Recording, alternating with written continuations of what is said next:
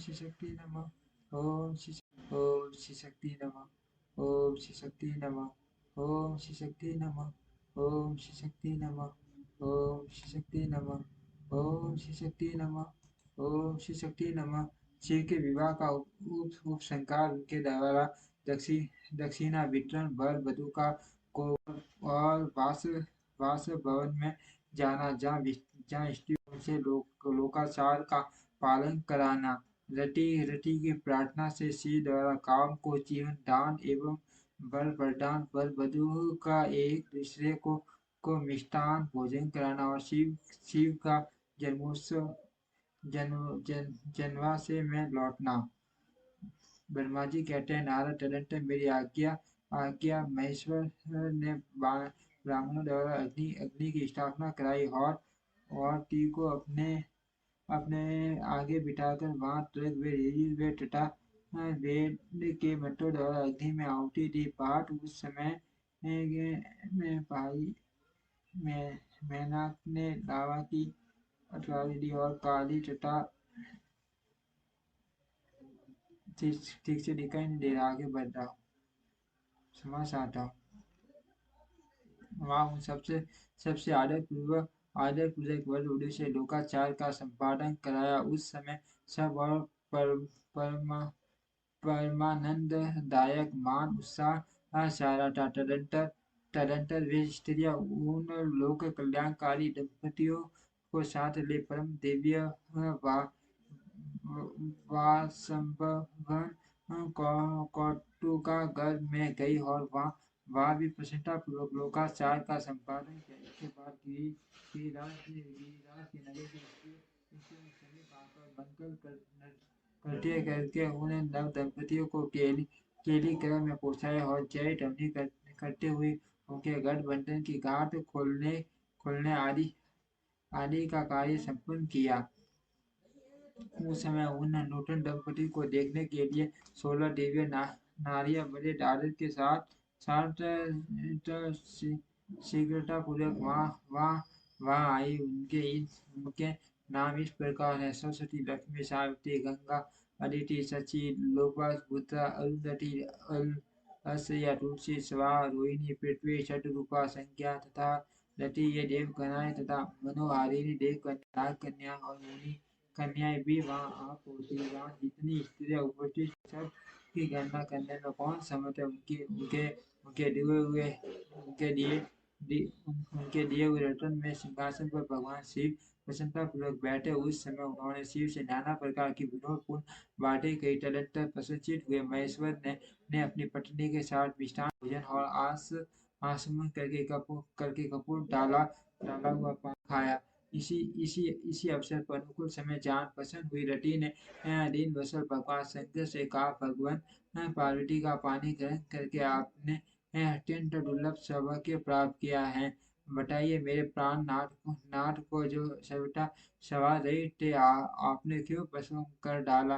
अब यहाँ मेरे पति को जीवित कीजिए और अपने अंतिम कर्म में काम संबंधी व्यापार को जगाइए। आपको और मुझको जो समान रूप से वियोग जनित संताप प्राप्त हुआ उसे दूर कीजिए। महेश्वर, आपके इस विवाह उत्सव में सब लोग सुखी हुए, केवल मैं ही अपने पति के बिना दुख में डूबी हुई हूँ। देव शंकर प्रसन्न होइए और मुझे क्षिणात कीजिए। दिन भर तो परम प्रभु अपनी कही हुई बात को सत्य कीजिए। सरासर प्राणियों सहित तीनों लोकों में आपके सिवा दूसरा कौन है जो मेरे दुख का नाश करने में समर्थ हो। ऐसा जानकर आप मुझ पर दया कीजिए। दीनों पर दया करने वाले नाथ, सबको आनंद प्रदान करने वाले अपने इस विवाह उत्सव में मुझे भी उत्सव में संपन्न बनाइए। मेरे प्राण नाथ के जीवित होने पर ही मेरी प्रिया पार्वती के साथ आपका सुंदर ब्याह परिपूर्ण, इसमें संशय नहीं है। सर्वेश्वर, आप सब कुछ करने में समर्थ हैं, क्योंकि आप ही परमेश्वर हैं। यहाँ अभी को क्या लाभ सर्वेश्वर, आप मेरे पति को जीवित कीजिए। ऐसा कि रति ने कहा, मैं बंटा हुआ कामदेव को भस्म शंभु को दे दिया और उनके सामने हा नाथ कहकर रोने लगी। रति का रोदन सुनकर सरस्वती देवियाँ रोने लगी और अत्यंत दीन वाणी से पानी में बोली, आपका नाम भक्त वत्सल है, आप दीन बंधु और सबके अर्थ काम को जीवन दान दीजिए और रति को कीजिए। समाचार तो नहीं दिखाई नहीं दे रहा, आगे बढ़ रहा हूँ। रति ने महेश्वर प्रणाम किया, वह कृतार्थ हो गई। उसने प्राणनाथ की प्राप्ति करने वाले भगवान शिव को अपने भगवान शिव को अपने जीवित पति के साथ हाथ जोड़कर बारंबार स्तुति किया। इंद्र सहित काम की हुई स्तुति को सुनकर दया दयादंड हृदय भगवान शंकर अत्यंत प्रसन्न हुए और इस प्रकार बोले। शंकर ने कहा, मनोभव प्रीति सहित तुमने जो स्तुति की है उसे मैं बहुत प्रसन्न हूँ। स्वयं प्रकट होने वाले काम वर मांगो, मैं तुम्हें मनोवांछित वस्तु दूंगा। शंभु का ये वचन सुनकर कामदेव मान में आनंद में मगन हो गया और हाथ जोड़ मस्तक झुकाकर गट गट नहीं बोला। कामदेव ने कहा, देव देव महादेव करुणा सागर प्रभु, आप उस पर प्रसन्न हैं तो मेरे लिए आनंददायक हुई।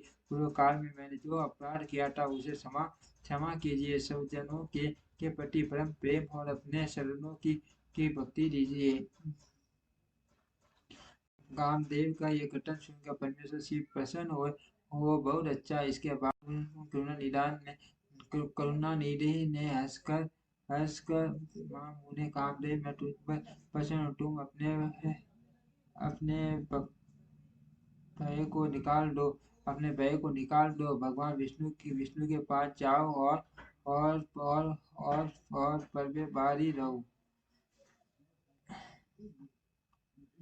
तदनंतर काम शिव जी को प्रणाम करके बाहर आ गया। विष्णु आदि देवताओं ने उसे आशीर्वाद दिया। इसके बाद भगवान शंकर ने उस वास भवन में पार्वती के वाय विद्या का मिष्ठान भोजन कराया और पार्वती ने भी प्रसन्नतापूर्वक उनका मुंह मीठा किया। तदनंतर वहाँ लोकाचार का पालन करते हुए आवश्यक कृत्य करके मैना और हिमवान की आज्ञा ले भगवान शिव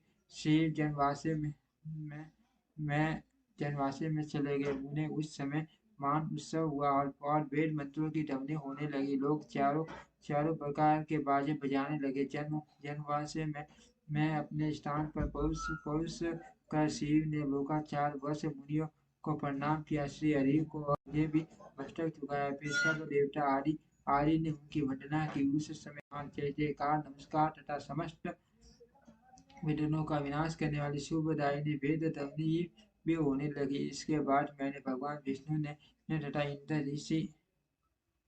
इंद्र ऋषि और सिद्ध आदि ने भी ये शंकर जी की स्तुति की।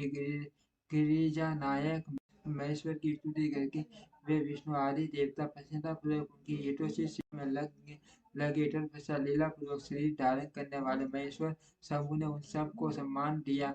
या फिर उन परमेश्वर की आज्ञा पाकर वे विष्णु आदि देवता अत्यंत प्रसन्न हो अपने अपने विश्राम स्थान को गए। ओम श्री शक्ति नमः। ओम श्री शक्ति नमः। ओम श्री शक्ति नमः। ओम श्री शक्ति नमः।